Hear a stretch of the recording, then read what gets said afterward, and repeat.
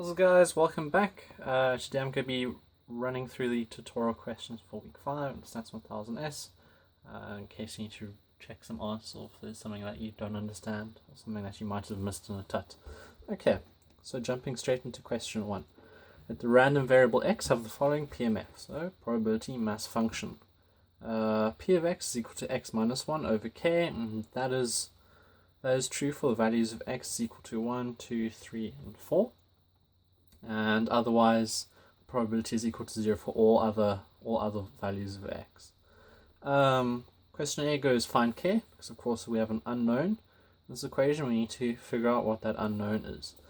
And so the way I approach this question is going through what are the properties of PMFs. And the first one that comes to mind is that the probabilities have to sum to 1. So if we figure out all the probabilities for all the x's, we know that they should sum to 1. So that's exactly what we're going to do. We're going to figure out what all the probabilities sum together are. So if we pop in, we're just going to be popping in the x's into our formula. So we're going to have, for the first one, we'll have 1 minus 1 over k, plus 2 minus 1 over k, plus 3 minus 1 over k, plus 4 minus 1 over k. The numbers relating to the x's. 1 minus 1 is equal to 0. 1 over k, 3 minus 1 is 2 over k, 4 minus 1 is 3 over k. So if we sum all those together, we have 6 over k. And we know that this number, the sum of all the probabilities, has to equal to 1. So to solve for k, we just take k across, we end up with 6 is equal to k. So we know k is equal to 6. So the solved PMF is equal to x minus 1 over 6. And there's our PMF. So that's question A sorted. Next question goes find the probability with x lying between 2 and 3. So we need to look at all the values from 2 up until 3 that lie in our PMF. We only have these 4 numbers to go with, and so we see which of these numbers fit into here, and we see that only 2 and 3 fit into here. So what we need to do is we find out the probability for x is equal to 2 and the probability that x is equal to 3, and we just sum those together. So very nice and easy. We've got our nice formula. We're going for 2 minus 1 over 6, and we're summing that with 3 minus 1 over 6. The value for x is equal to 2 and the value of x is equal to 3. And that is equal to 1 over 6 plus 2 over 6, and that is equal to 3 over 6, which is equal to 0.5 or a half. So there we go. That is the probability of our x values lying between 2 and 3, with 2 and 3 being included. Question C, we'll be looking at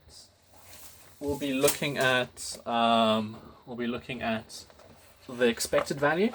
I'm going to show you an intro stat. We go straight to page 143 or 144, and we go and find what is the formula for the expected value. We find for PMF it's just equal to the sum of x times the p of x's. So that's exactly what we're going to be doing in this question.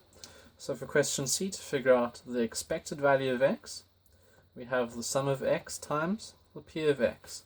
So we just have to do that for each and every one. So going with x is equal to 1, we have 1 times 1 minus 1 over 6, equal to 0 if you guys recall. We then have 2, our next value, times 2 minus 1 over 6, plus 3, times 3 minus 1 over 6, and the last one, 4, brackets, times 4 minus 1 over 6. I'm going to simplify this out a bit. We're going to have that is equal to 0, so we have 0 plus 2 times 1 over 6, so 2 times 1 over 6 plus 3 times 2 over 6 plus 4 times 3 over 6. Work that out. Is equal to 2 over 6 plus 6 over 6, or 1 plus 12 over 6. Sum all those together, same denominator, so 2 plus 6 is 8, plus 12 is 20, so you have 20 over 6. Of course, we can use our calculator just to figure out what the simplified version of that is. That's 20 over 6, and that is 3 1/3. It's equal to 3 1/3. So that is our mean. That is our expected value of x for our PMF. Nice and easy. So 3.5. Cool. Awesome. So next question goes, find the variance of x. Okay, so when you find the variance of x. Again, I'm going to direct you straight back to intro stats.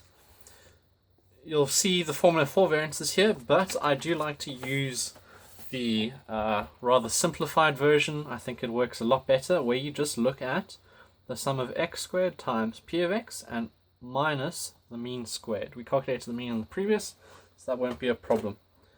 So that is just going to be equal to the sum of x squared times p of x minus mu squared. Okay, so you do exactly what we did last time. We have 1 squared times 1 minus 1 over 6 plus 2 squared, 2 minus 1 over 6 plus 3 squared, 3 minus 1 over 6 plus 4 squared, 4 minus 1 over 6, and then minus the 3 1/3 squared. That's our mean from our formula. Okay, so working this out, we again have 0, so 0 plus 2 squared is 4 times 1 over 6 plus 3 squared is 9 times 2 over 6.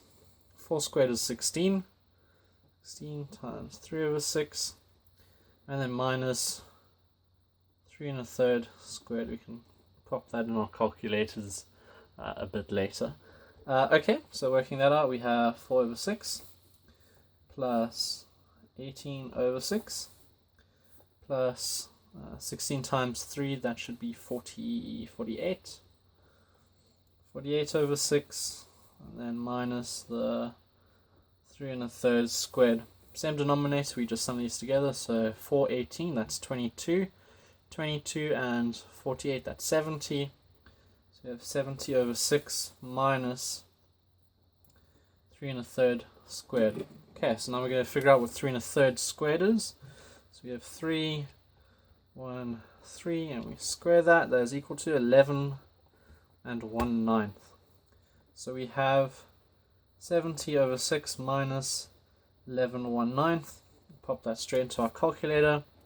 So we have 70 over 6 minus 11 1/9, and we end up with 5 over 9. And that is our final answer for that. That is the variance of our PMF, or the variance of x. That is equal to sigma squared. That is equal to the variance of x. Awesome. Okay, cool. So there we go. There's question 1 done. We have a PMF. We figured out k, because we didn't know what k was. We figured out some values. We've done the expected value and the variance. We're going to go straight into question 2. So question 2 goes, let x be a continuous random variable with the probability density function f of x is equal to 2 over 9x.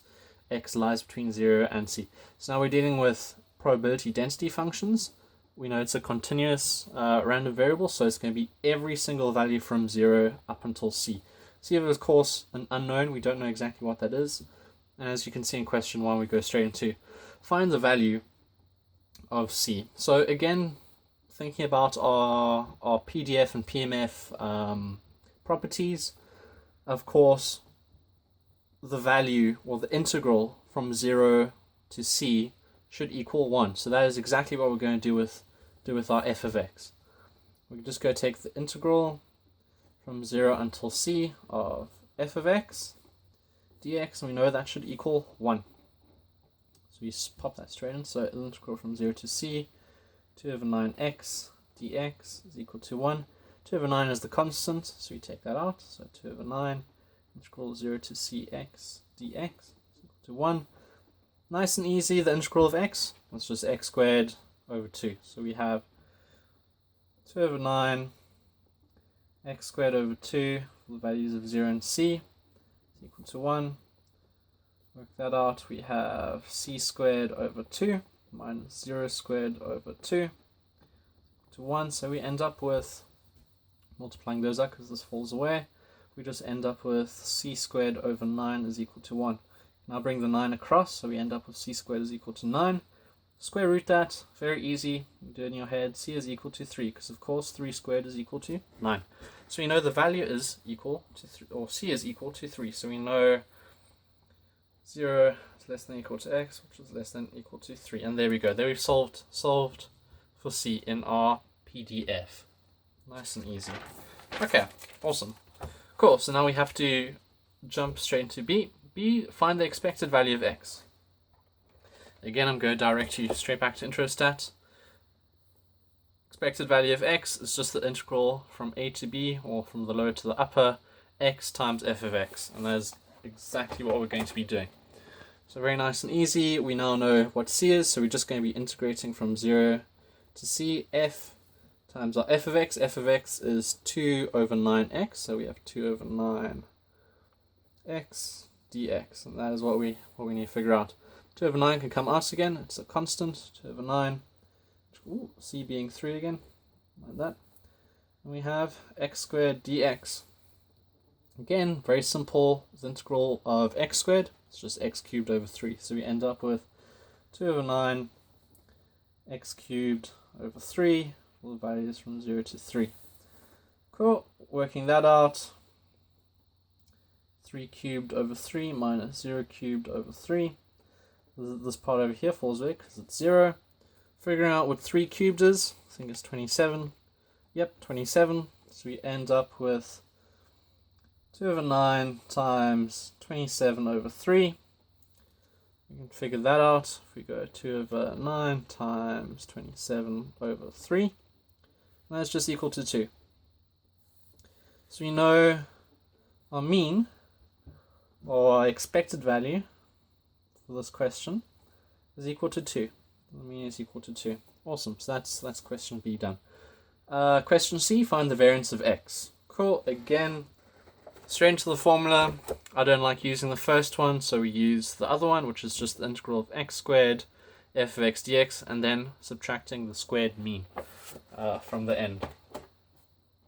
Cool, okay, so we're going to have the integral from 0 to 3 of x squared this time, times 2 over 9, 2 over 9 over x.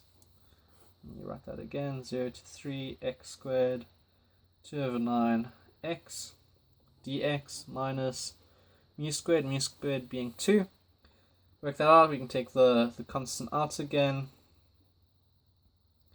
of x cubed now, dx minus 2 squared is 4, just note that.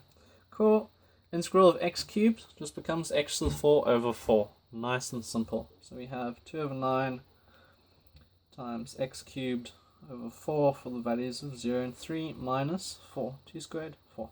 Cool, work this out, 2 over 9, 3 to the power of 4 over 4 minus 0 to the power of 4 over 4, so that falls away again. We can pop that into our calculators to figure out what 3 to the power of 4 is. That is 81, so we end up with 2 over 9 times 81 over 4. And we can just pop that into our calculators to figure out what that is. So 81 over 4. Okay, and we end up with, oops, and we forget the 4. That is equal to 4.5, but remember we still need to bring in the minus 4 into there, so the variance is equal to 0.5. Nice and easy. Awesome. Cool, so we know that is our sigma squared value, that is the variance of x. Nice and easy. Awesome. Okay, cool. So that is C done. Now the next question goes, find the probability of x lying between -1 and 2. Okay, so the upper limit is quite easy because we know our c is equal to 3, so we know there. However, our starting point is only at 0. Now remember that for any other values of x, it's just going to be equal to 0. So you can almost throw this -1 away and just replace it with a 0. So that is exactly what we're going to be doing. We're just going to be integrating the f of x from 0 up until 2. So 0 to 2 of our f of x dx. That is equal to the integral from 0 to 2 of 2 over 9x dx. 2 over 9 comes out, so that's equal to 2 over 9 integral 0 to 2 of x dx. The integral of x just becomes x squared. So that's equal to 2 over 9 x squared over 2, 0, 2. Now sum those values in. We end up with 2 squared over 2 minus 0 squared over 2. So this part falls away again. 2 squared, nice and easy, that's just 4. 4 over 2 becomes 2, so that is equal to 2 over 9 times 2. That is equal to 4 over 9. Are we happy with that? I think so. So that is our value over there. Awesome. Okay, so I think that is question 2 done. We now can move to question 3. Nice and easily. Investors analyzing 2 potential shares to invest in. Okay, so we know there are 2 shares. The probability that share X price will decline by 20% is estimated to be 0.35. Probability that will rise by 25% is estimated to be 0.65. So for this one, I'd start by just listing what they give us. So we know X can either lose 20%, and we're just going to be thinking as the percents as you know, as a total value. We're not going to be thinking about it as 0.2 or minus 0.2. For sake of simplicity, just for this question, we'll be considering that. So it can lose 20% of its value, or it can gain 25% of its value. We know the probability that of losing 20% is 0.35. So you know the P of X for that one is equal to 0.35.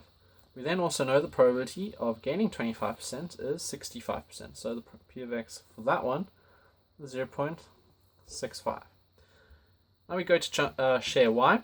The probability that share Y's price will decline by 20% is estimated to be 0.4. The probability that will lose 20% is 0.4. The probability that will increase by 25% is estimated to be 0.6. So we did exactly here what we did previously. So Y can lose 20% at a probability of 0.4, or it can gain 25% as a Y probability of 0.6. It's given us. Return on a share is calculated to be the expected price change. Okay, so we have to again deal with our expected values. Cool, so find the expected return of each share. Very nice, we've listed what we have. We just have to do our expected formula. Sum of X, P of X is equal to the expected value of X. That is exactly what we're going to be doing for these two. So without wasting any time, jumping in, we know we have minus 20 times 0.35 plus 25 times 0.65. Awesome. Pop that straight into our calculators.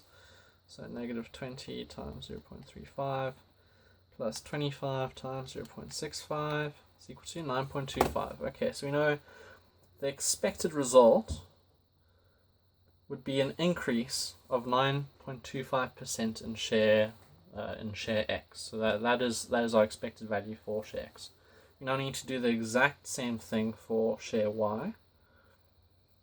And again, we're just going to be popping these values in again. So that is equal to minus 20 times 0.4 plus 25 times 0.6.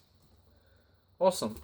Okay, again, straight into our calculators. Times 0.4 plus 25 times 0.6 is equal to 7. It's equal to 7. So you know the expected value of Y is equal to 7. So there's a bit of a difference here. We can see that for share X it's higher than for share Y. The expected gain only being 7%, for X being 9.25%. Okay, not a problem. Okay, so we've done that. B, calculate the standard deviation of each share. Okay, so to find the standard deviation, we have to do the variance first. So we're going to start with X. Variance of X. Best to learn these formulas off by heart. Definitely going to be in the test. Is the sum of X squared times P of X. That is just equal to minus 20 squared times 0.35 plus 25 squared times 0.65. Pop that into our calculators. Negative 20 squared times 0.35 plus 25 squared times 0.65, that's equal to, there we go, 546.25. Have I done that right? Yep. Okay, awesome. And then, let me just double check that. Yep. That looks okay. Yep. Okay, cool. Okay. And then to find the standard deviation, we just have to square root that. So I'm going to just square root that as the answer saved.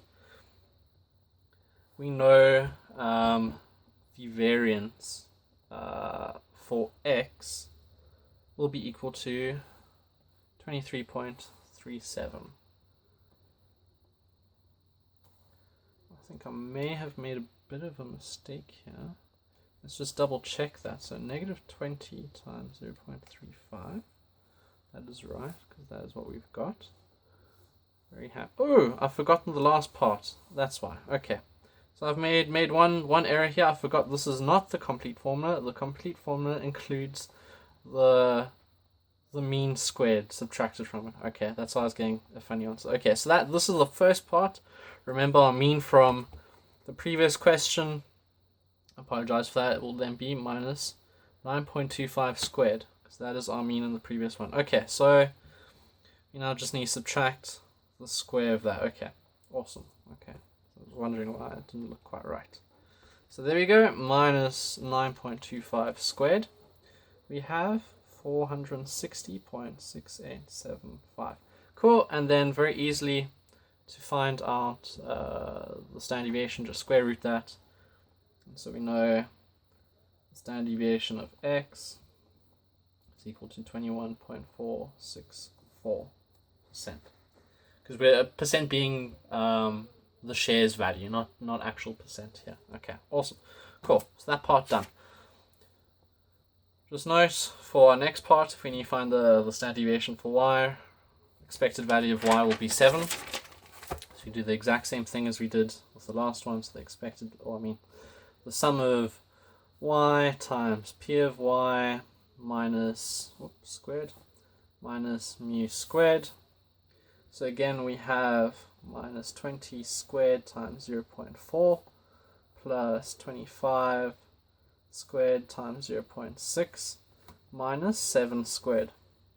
Cool. I'm going to pop this also straight into our calculators. 20 squared times 0.4 plus 25 squared times 0.6 minus 7 squared.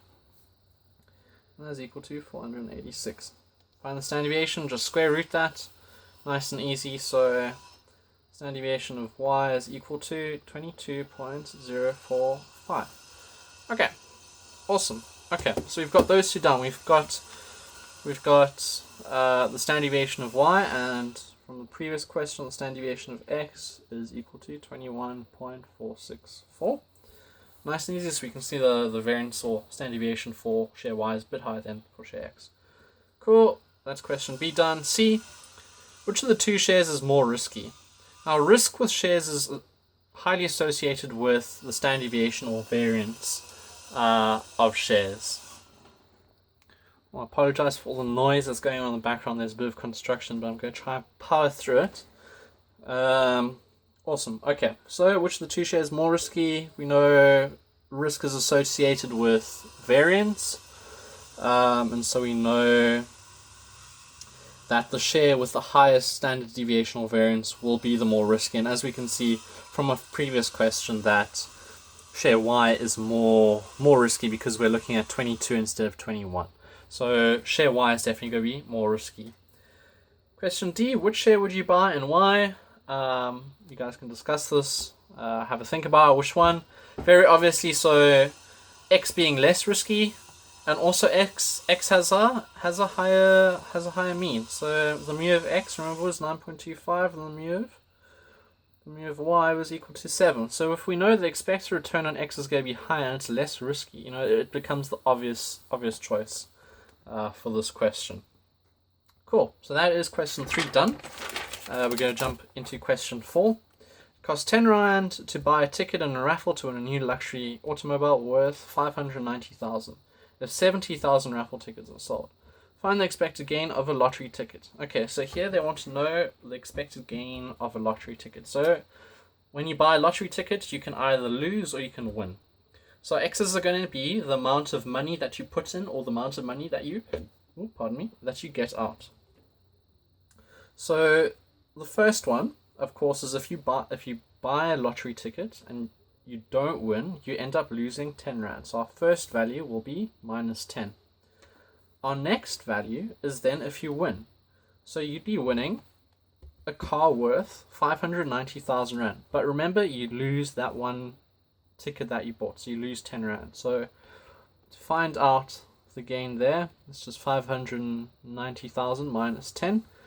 We have 589,990. So we know the two values can either be minus 10 or 589,990. Awesome. We now need to find the probabilities associated with these. So this is the probability of not winning. This would be for the probability of winning. So if only one ticket wins, we know the probability of winning. So the P of X would be 1 over 70,000, because there's 70,000 tickets and only one will win. So that is your probability of this outcome. Probability of losing 10 Rand would then be the rest. So our rest being 70,000 minus 1, so 69,999 over 70,000. Yep, perfect. Okay, awesome. Now we just need to calculate.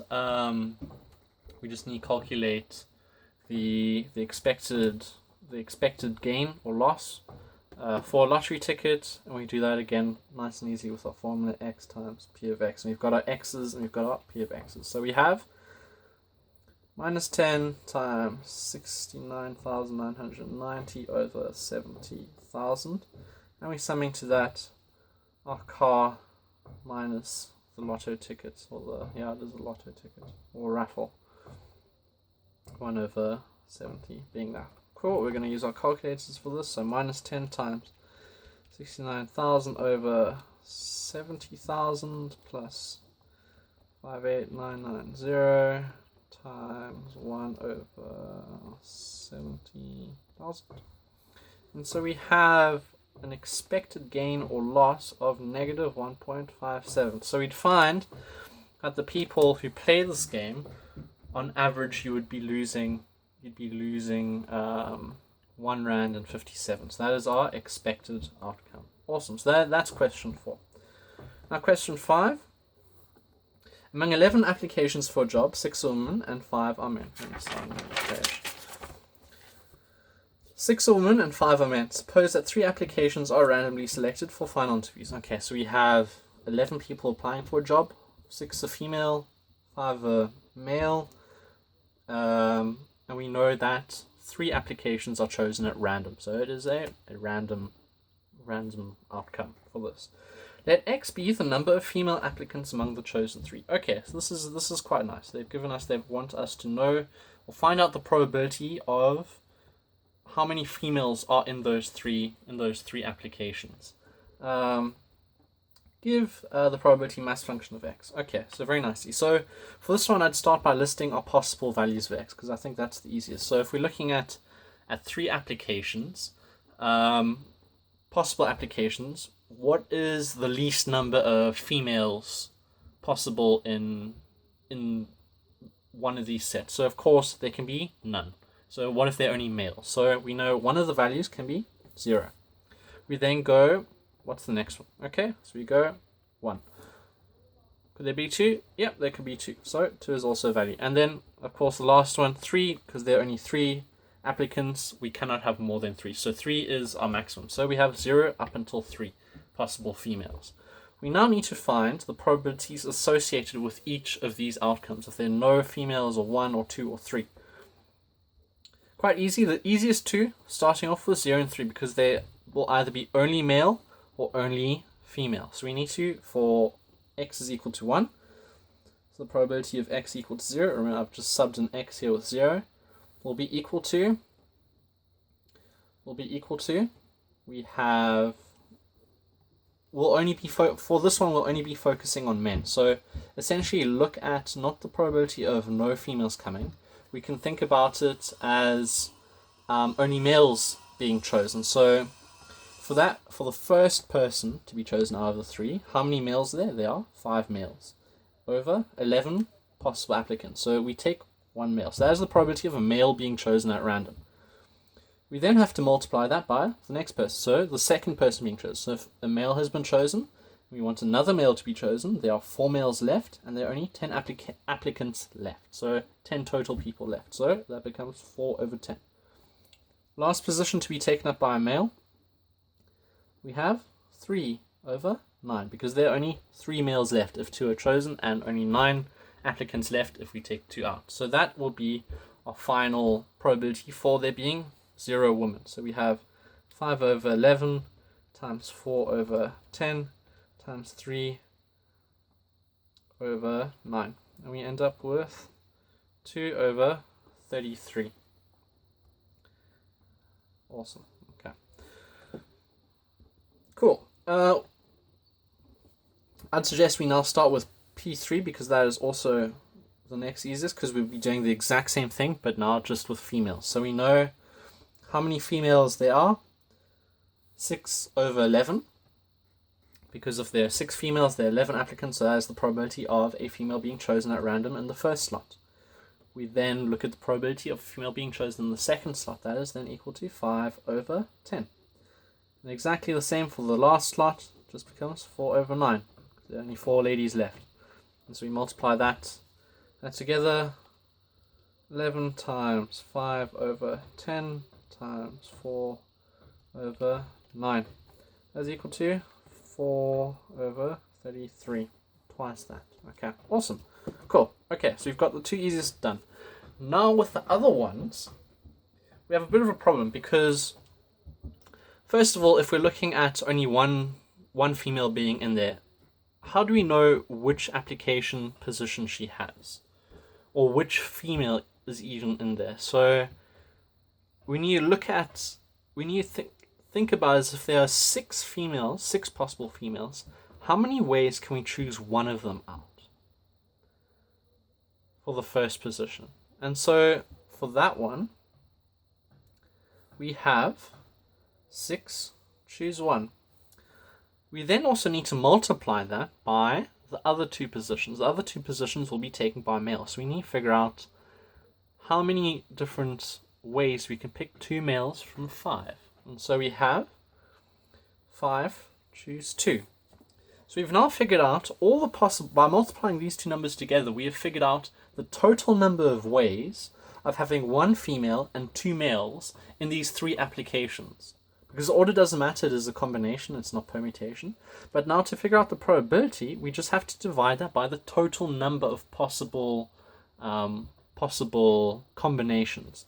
So again, for this one, we'll just have 11, choose 3, because there are 3 applicants, and we're going to count how many possible ways we can pick 3 people from a group of 11. And so it'll be 11, choose